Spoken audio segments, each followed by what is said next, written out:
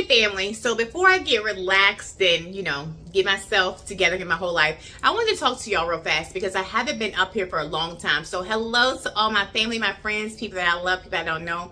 Really fast, I want to talk to you about anxiety, depression, panic attacks. While I haven't been talking about them for a while, thank you God, God is so good. I haven't been having any anxiety attacks and panic attacks over the few years. But I have started to have them again, and I forgot how not fun they are. And I just want everybody to know, I don't care what you look like, how much money you make, I don't care your grade, I don't care what kind of car you got, what kind of house you live in. Everybody has different illnesses, sicknesses, and things that they go through they may not talk about. But I just want to tell you guys, if you're going through things, anxiety, depression, stress, panic attacks, please reach out to somebody, therapist, a family friend that you trust. Go for a walk in the park, cut on calm music, count to 10. Look at animals. There are so many different ways, and the next video or what I'm about to show you is I caught an article of a lady who's a therapist speaking, and I want y'all to really listen to what she said, take it in and use it, and please pass it on to somebody that could use it, because we all need help, y'all. So y'all know I love y'all. My ass has been struggling because I know the fight to flight is real when it comes to having anxiety attacks and panic attacks, because I've been having them over the last month and a half. But we working through that. We gonna work through it because God is always number one. So pay attention, stay tuned, and I hope that somebody gets something from this and it can really help somebody. I love y'all. Certified psychiatrist and the author of the book High Functioning: Overcome Your Hidden Depression and Reclaim Your Joy. Dr. Judith Joseph is here to talk about opening yourself up to joy. Dr. Judith, thank you for being here. We're so excited to talk to you. You yourself, as a successful psychiatrist, an author, a parent, you are the epitome of high functioning, yet you yourself have struggled with what's called high functioning depression. Tell us about your experience. Well, thank you for having me. On the outside, it looked perfect. I had the perfect job, perfect family, everything looked put together. But on the inside, I was struggling with something called anhedonia. And when most people think about depression, they think about someone crying, not getting out of bed, not getting things done.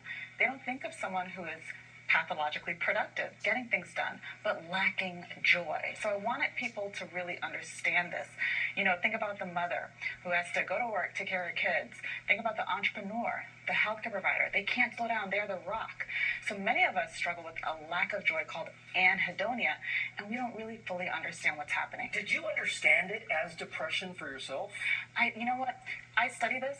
I research it. I'm a therapist, and it snuck up on me. So I wanted people to really understand. It's different than burnout. Burnout is caused by the workplace. The workplace causes those symptoms of lack of motivation, low energy. But when you remove people out of the workplace, their burnout gets better.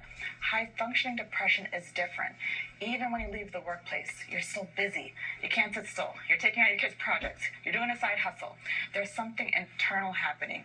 When you are not busy, you feel empty or restless. So part of to get to a solution, you have to understand it, right? Get to the root of the problem. And one thing that you say that is really interesting, there's a distinction between happiness and joy. How do you characterize that difference? When patients come to my practice, they say, Dr. Judith, I just want to be happy. But in my research, I studied points of joy. So think happiness is dependent on the external. When I finally have a partner, I'll be happy. When I finally get that job or house, I'll be happy.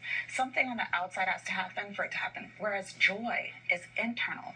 You can cultivate it. We all, as human beings, have access to joy. It's in our DNA. So things like when you eat, you enjoy your food. It's yummy. When you rest, you feel refreshed. When you're lonely, you connect and you feel seen. All of these are points of joy that are internal, so we all have access to joy, whereas happiness, we're waiting for something to happen for it to happen. So how do you tap into that sense of joy? Well, with my patients, I give them this assignment of being a little archaeologist. You're going to dig up the past. You are your own historian because there's only one you.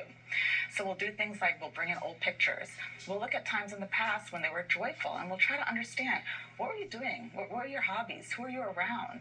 Were you someone who used your hands a lot? Let's try to tap into that, like baking, Who were doing you? makeup, things like that to spark that joy again. You're almost collecting moments of joy to like build towards happiness. Correct, yes. Yeah. In research, we add up the points of joy, and that's what determines if you're becoming happier. So I train my patients, I teach them how to do this for themselves. And it's so interesting because what you described, it almost sounds like going back to your childhood where you innately were seeking out what made you joyful. I think of kids